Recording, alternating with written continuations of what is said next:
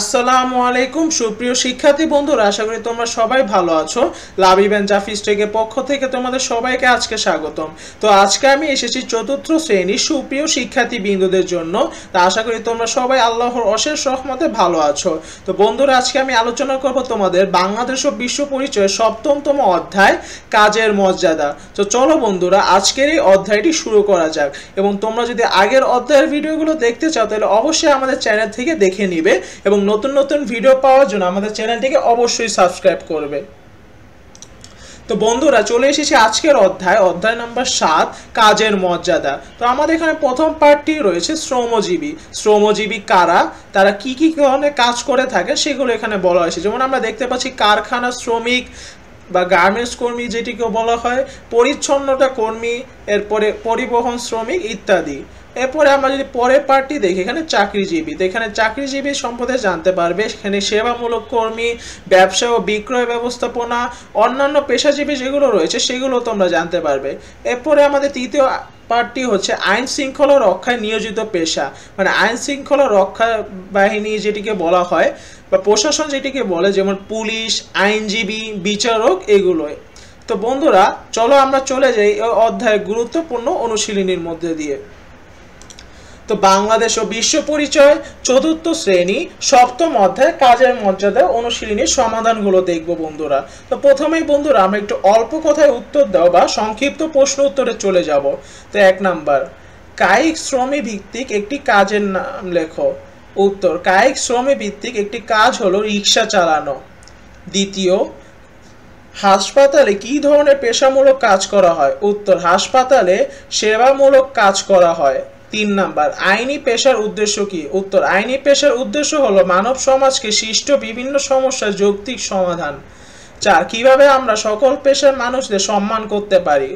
উত্তর, ভালো ব্যবহারের মাধ্যমে এবং ক্ষেত্র অনুযায়ী উপযুক্ত পারিশ্রমিক প্রদানের মাধ্যমে আমরা সকল পেশার মানুষকে সম্মান করতে পারি। তো এখানে আমরা যদি দেখি, মানে আমরা সব পেশার মানুষকে সম্মান করতে হলে আমরা সর্বদা তাদেরকে সবসময় সম্মান করব এবং তাদের সবার কাজকে আমরা নিচুভাবে দেখব না, আমরা তাদের সবার কাজকে বা পেশাকে আমরা সমানভাবে দেখব। হয়তো সে পরিচ্ছন্নতা কর্মী হতে পারে, হয়তো সে কিনা বিচারকও হতে পারে, কিন্তু আমরা সবাই জানি আমরা সবাই মানুষ এবং সবার নিজস্ব আলাদা আলাদা অধিকার রয়েছে। তা সবার সাথে যদি ভালো ব্যবহার করতে চাই তাহলে অবশ্যই আমাদের সবাইকে উপযুক্ত পারিশ্রমিক দিতে হবে। এটি হলো যারা কাজ দেয় তাদের জন্য, এবং নিজ নিজ ক্ষেত্রে থেকে সবাইকে সমানভাবে দেখতে হবে এবং সমানভাবে সম্মান করতে হবে। তো এখন আমরা বন্ধুরা চলে যাব কিছু বড় প্রশ্ন উত্তর বা বর্ণনামূলক প্রশ্ন।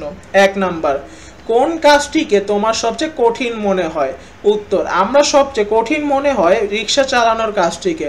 কারণ রোদ, বৃষ্টি কিংবা ঠান্ডা যে কোনো আবহাওয়ায় রিক্সা চালকদের রাস্তায় নেমে যাত্রী পরিবহন করতে হয়, যা শরীরের জন্য খুবই ক্লান্তিকর। অনেক সময় তারা ঠিকমতো বিশ্রাম বা খাবারও পান না। তাই আমি মনে করি রিক্সা চালানো একটি খুব কঠিন ও কষ্টসাধ্য কাজ। আমরা যদি সবাই যদিও মনে করি যে রিক্সা চালক যারা বা রিক্সা যারা চালায় তারা খুবই নিচু একটি কাজ করে, কিন্তু সত্যি কথা বলতে কি তারা কিন্তু সবচেয়ে পারিশ্রমিক বা সবচেয়ে যেখানে পরিশ্রম করা যায় তার মধ্যে একটি কাজ করে, যেটি হচ্ছে রিক্সা চালানো। কারণ একজন মানুষ যে কিনা নিজের টাকা আয় করার জন্য, নিজের পরিবারকে দুবেলা ভাত দেওয়ার জন্য যে কিনা দিনরাত পরিশ্রম করে রাস্তায় রাস্তায় রিক্সা চালায়, হয় সেই দিন বৃষ্টি হোক, রোদ হোক, খরা হোক, ঝড় হোক, তুফান হোক, যাই হোক, সে তার কাজটি চালিয়ে যায়। এর মাধ্যমে তিনি যতই কষ্ট করুক, সে কষ্ট করে তার পরিবারকে দুবেলা ভাত খাওয়াতে চায়। তাই তার কাজটি সবচেয়ে কঠিন মনে হয় আমার কাছে। তো এখন আমরা দ্বিতীয় প্রশ্নটি দেখি, তুমি ভবিষ্যতে কোন পেশায় কাজ করতে চাও? উত্তর, আমি ভবিষ্যতে শিক্ষকতা পেশায় কাজ করতে চাই।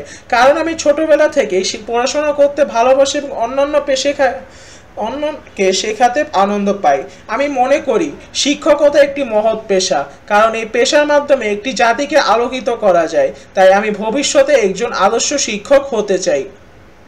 তো সুপ্রিয় বন্ধুরা, এটি ছিল আজকের জন্য। সবাইকে অনেক ধন্যবাদ এই ভিডিওটি দেখার জন্য। আমাদের পরবর্তী ভিডিও দেখার জন্য আমাদের চ্যানেলটিকে অবশ্যই সাবস্ক্রাইব করবে। তো সবাইকে অনেক ধন্যবাদ। আসসালামু আলাইকুম।